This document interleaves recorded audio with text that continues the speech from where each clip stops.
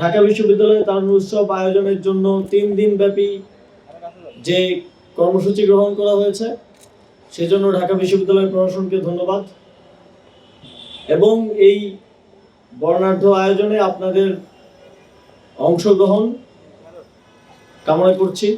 জুলাই গণঅভ্যুত্থানে এদেশের তরুণ সমাজ জাতিকে দেশকে একটি নতুন স্বপ্ন দেখানোর যে প্রেক্ষাপট তৈরি করেছে সেটি সফল করার ক্ষেত্রেও তরুণ সমাজের গুরুত্বপূর্ণ ভূমিকা রাখার সুযোগ আছে।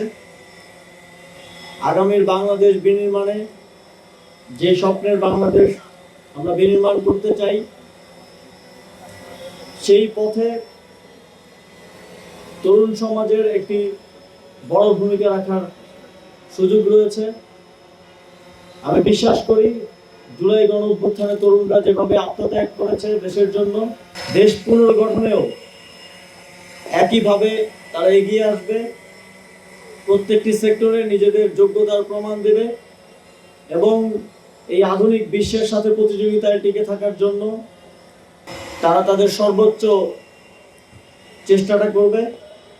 এই গণঅভ্যুত্থান জাতিকে একটি স্বপ্ন দেখিয়েছে, একটি নতুন বাংলাদেশ বিনির্মাণ করার। সেই স্বপ্ন বাস্তবায়নে অন্তর্বর্তীকালীন সরকার কাজ করছে।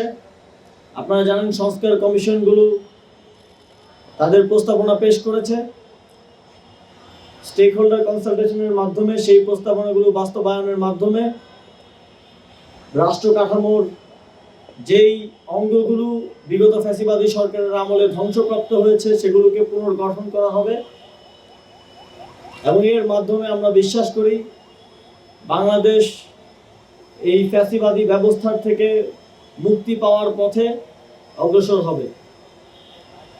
অন্তর্বর্তীকালীন সরকার সংস্কার এবং বিচারের এই এজেন্ডা বাস্তবায়নে এবং একটি সুষ্ঠু ডেমোক্রেটিক ট্রানজিশন ঘটানোর যেই দায়িত্ব নিয়েছে সেই দায়িত্বে দেশবাসীর সকলের থেকে আমরা সহযোগিতা প্রত্যাশা করি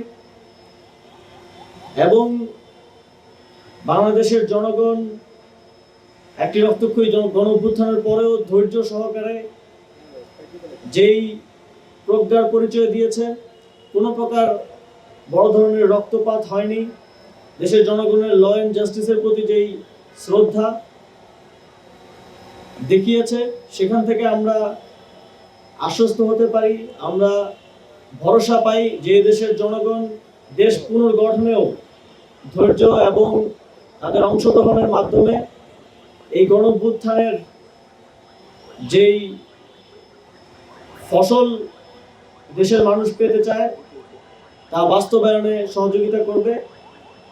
সর্বশেষ আজকের তারুণ্য উৎসব 2025 ঢাকা বিশ্ববিদ্যালয়ের যে আয়োজন সেই আয়োজনের শুভ উদ্বোধন ঘোষণা করছি এবং 3 দিন ব্যাপী এই আয়োজনের সফলতা কামনা করে আমার বক্তব্য শেষ করছি। ধন্যবাদ।